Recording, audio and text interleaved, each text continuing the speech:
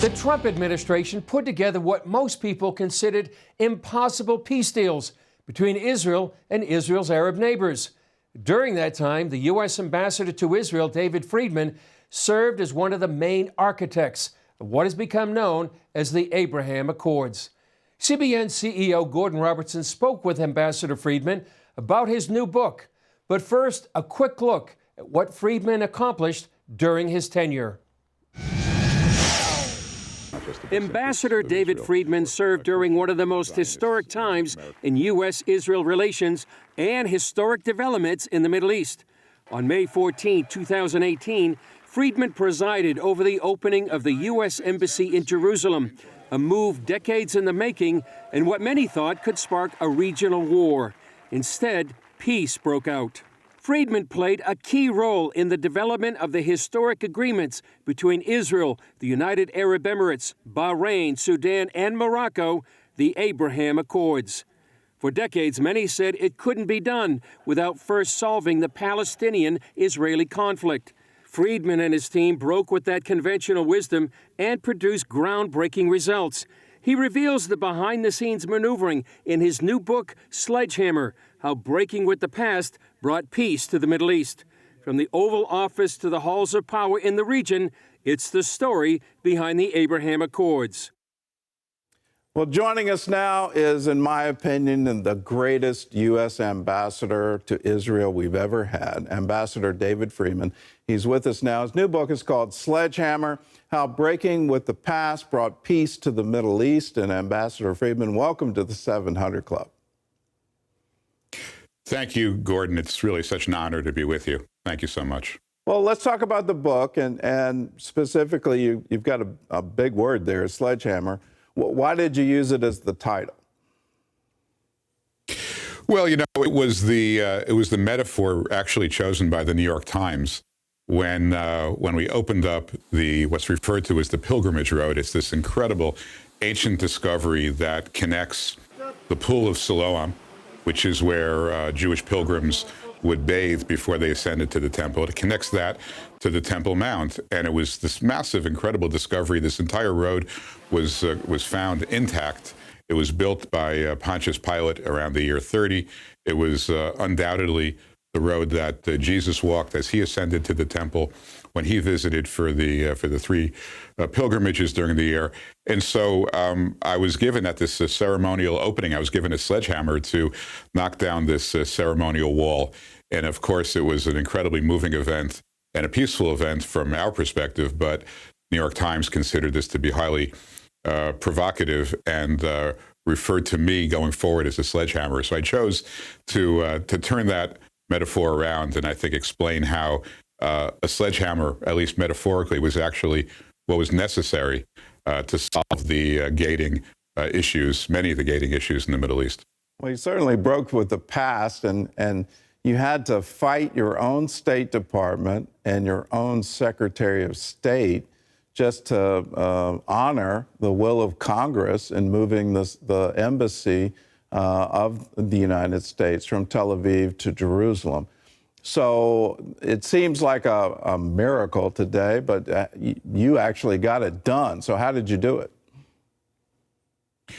Well, first of all, I think it actually was a miracle. People that assessed my qualifications often said, either I have insufficient qualifications, or maybe because I'm not a career diplomat, it's a good thing. But few people really understood that I approached this job with a deep sense of faith that I was put in this place.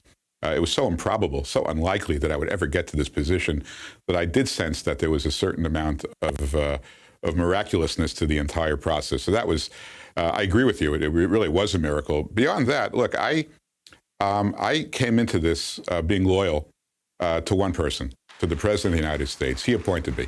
And so all the headwinds that I encountered, whether it was with the Secretary of State, Rex Tillerson, I mean, once Pompeo came around, it was a whole different experience. He was wonderful. But Tillerson was very negative, and there were others in the administration who did not want to move the embassy, who did not want to bring the United States closer to Israel. And my response to all of them is, go tell it to the president. If he agrees with you, I'll follow his instructions. But I'm going to make a different case to the president. and I'm going to follow his instructions. I'm not working for any of you.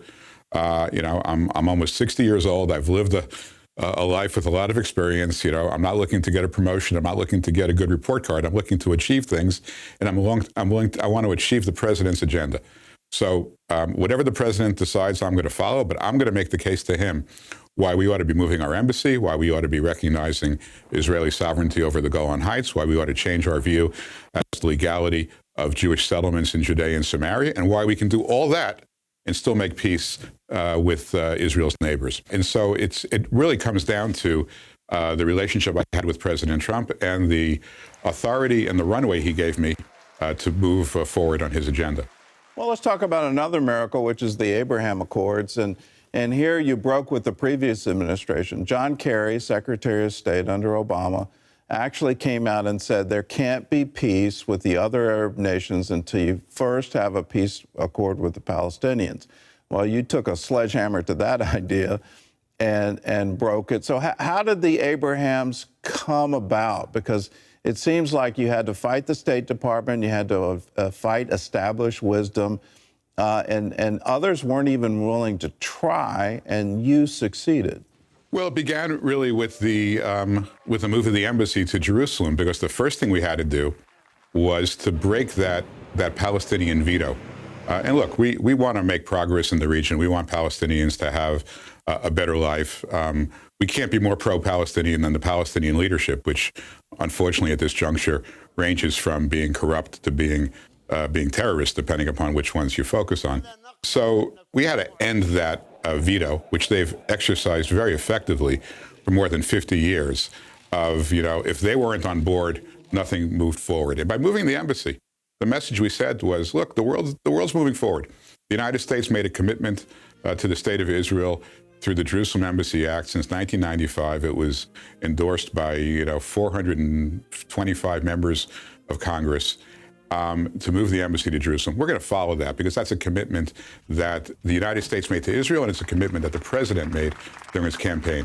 And so the Palestinians began to realize that they didn't have a veto, and the world stood up and took notice, especially when moving the embassy did not result in any outbreak of violence. And we continued to show unprecedented support for the State of Israel, while at the same time, we stood with Israel, but we also had we had overtures to all these Arab countries. We became good friends to some of these countries. And I think what they recognized is that in this dangerous part of the world, what you really want is to be allied with the United States. Now, when they saw what a good friend we were to Israel, and a lot of them said, you know what, we want to have that kind of relationship with the United States as well.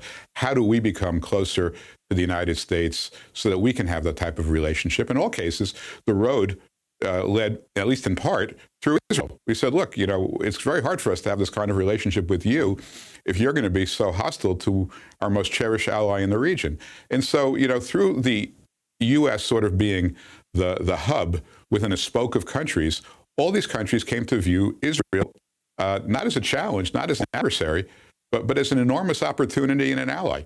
And it just really began with the U.S. taking in a principled, unapologetic stand with the State of Israel. Alpha.